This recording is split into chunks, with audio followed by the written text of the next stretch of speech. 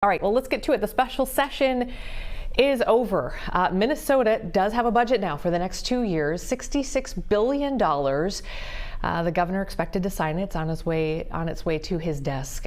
Lawmakers in the House and in the Senate had 14 bills during that marathon day that they were voting on. It stretched to about 2 o'clock this morning, just a few hours shy of that 7 a.m. deadline.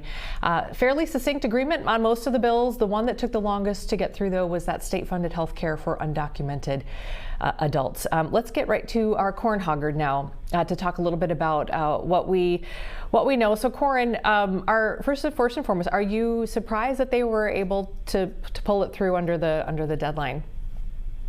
No, I'm surprised they got it done as early as they did.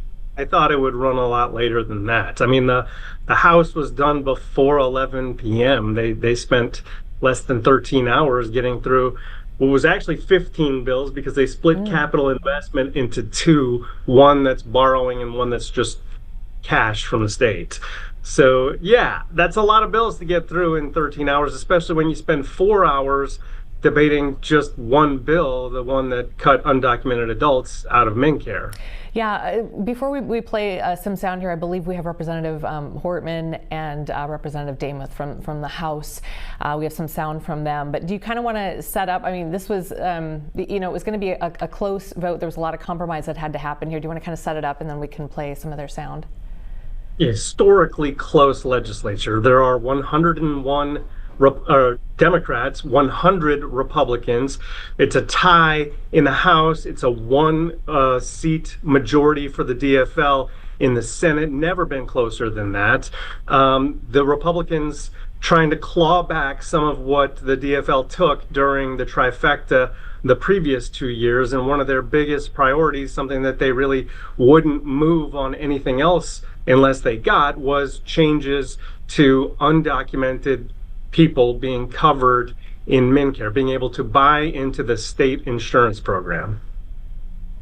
What I worry about is the people who will lose their health insurance. I know that people will be hurt by that vote, and we worked very hard to try to get a budget deal that wouldn't include that provision. And we tried any other way we could to come to a budget agreement with Republicans, and they wouldn't have it. We knew that was going to be a hard decision, but when we looked at it and made the decisions that we needed to, also including a compromise of keeping undocumented children on until age 18, we knew it was going to be hard, but we were able to get that work done. Corin, I wanted to ask you about,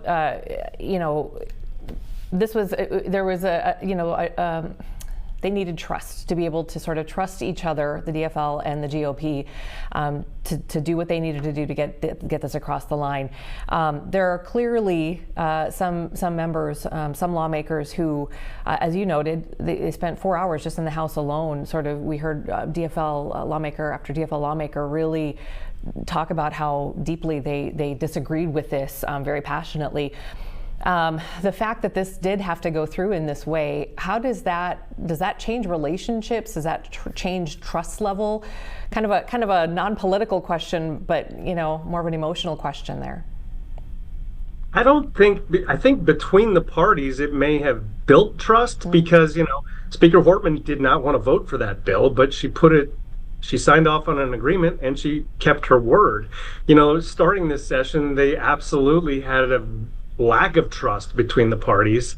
The Republicans didn't like the way that they were kind of kept out of the movement of the last 2 years, and now they got power back, and there was a fight over the power, if you'll remember. But I think within the party there may be a little bit of trust issues, although they won't say it anymore really. But you heard, when this deal was announced in the governor's office, the pounding on the door from the Posse Caucus mainly, you could see that there was tension within the party, and I think that they've calmed that down now. But I wonder, how Speaker Emerita Hortman and Senate Majority Leader Murphy, whether that hurts them with their members down the road because they felt like they got sold out. I think that they do know, that they're on the same team with those folks, but they feel like maybe they didn't get the negotiation result that they wanted. Sure, yeah.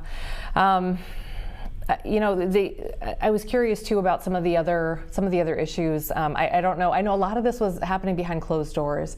So a lot of you, the reporters, are kind of trying to catch up and read through all the details here. But also the data centers was another contentious point. Can you bring out kind of where they landed on that? So it starts with the taxes bill that had basically a rollback of an electricity tax exemption for data centers. So basically, it's going to cost them millions of dollars, the ones who already exist, and also, you know, as the ones that want to build potentially in Minnesota look out into their kind of budgeting, it was going to cost them money. So that was a very contentious piece. But in exchange for that, and with input from folks who would build data centers here and the current data center folks, they built in some other tax exemptions. They kept tax exemptions that they already have, some other ones that are pretty valuable, and they guaranteed that they'd be able to keep those until 2042 or potentially even longer. And so that was kind of a give and take that everybody ended up, you know, satisfied with. I wouldn't say happy. Mm-hmm. Okay. How about bonding bill? Anything we should note infrastructure wise? I mean, it's a big bill. It's, you know, $700 million, and a lot of it, you know, about a third of it at least is going to go to roads and bridges and clean water. So it's kind of a big deal. You're also looking at, you know, building a new headquarters for DPS, working on a new facility in Mankato for, who is it? For It's been a long 24 hours. How your brain is even functioning right now, Corin. It's so much you've had to take in. Has anything, I guess, just kind of pulling back a little bit and looking at the session as a whole, you know, there were some twists and turns. There was some drama from the get-go. Can you give us just a very top line kind of timeline of some of the things that really took us on a kind of a windy path here?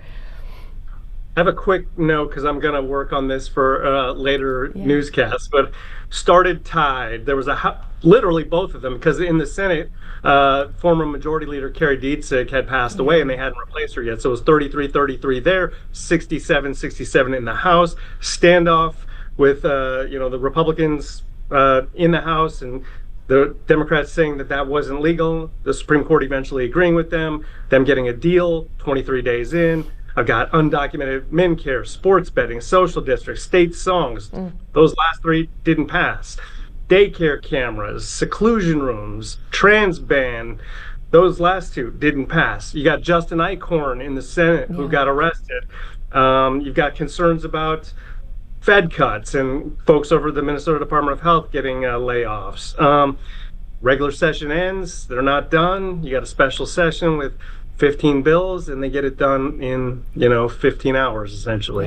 Yeah, Nicole Mitchell too. There was a lot. And then Ryan just popped in my ear and said the BCA facility in Mankato, I think is what. Okay, yeah, you just had that. Thanks for the assist on that one. Yeah, so gosh, just a very windy road as it usually is, but just some very interesting circumstances this time around. Did anything really surprise you this session? That you just didn't see coming at all? I mean, I really, seeing at the end of 2024, the sports betting bill being right on the verge of being able to pass, and literally they just ran out of time, and then coming back here, you know, and they're starting it with momentum, and it just petered out in its first committee hearing, and never really surfaced again. And I thought that was pretty unusual. That caught me by surprise. Can I ask you a follow-up to that really quickly? Because people might want to know, like, and I know to nutshell it is tough, but why? Why did it fizzle out? I think that the same opposition that it had previously had gotten louder. And I think part of the reason for that, you know, Senator John Marty is a very thoughtful legislator. He's been here for a long time, and he can read a scientific study and change his mind based on what he sees. And he was against it, and then he's gotten more scientific studies since then that show that, the perils of sports betting and how a lot of the states that have implemented it regret it.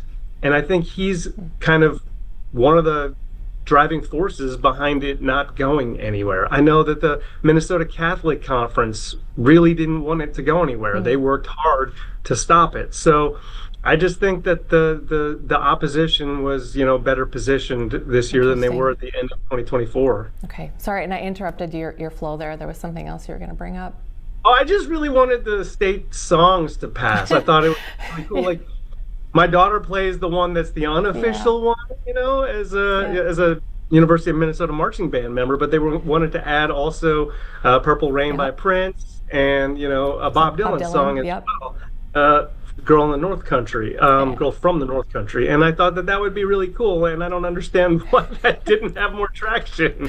Yeah, I know there are those. I remember taking the testimony live on that here on our show, and you're all pulling for some of that stuff, and it's just kind of interesting to see, some of the other stuff. So much of it is so heavy, and then sometimes you get to that fun stuff. Yep. Okay, well, how are you doing? Are you doing okay? I got about 3 hours of sleep, but I'll sleep on the weekend. Yeah. This is kind of your, this is your home stretch, and then we're gonna have to find something else for you to get into all summer long, right? I know. I wish that this St. Francis area schools book ban reversal had happened next week instead of this week. Yeah. I would have been able to cover it. Yeah, I know. Well, there'll be plenty. You know how the news cycle is. There's going to be plenty for you to do, and we appreciate you checking in from the Capitol pretty much every day on the show and keeping us posted. And giving us a debrief on the stuff we need to know about. So thank you for that. I know you're glazed over right now, probably like not even hearing a word I'm saying. But BCA. Thank you. Yeah, BCA for 200, Alex. We'll take BCA. Okay, we'll see you a little later today. You'll still have a wrap for us, yeah? Like 5, 6, something like that? I'll be live at 5. Oh my goodness. Oh my goodness. Okay, give this man a day off. All right, Corin, thank you so much. We'll talk to you soon. Yeah. All right, bye.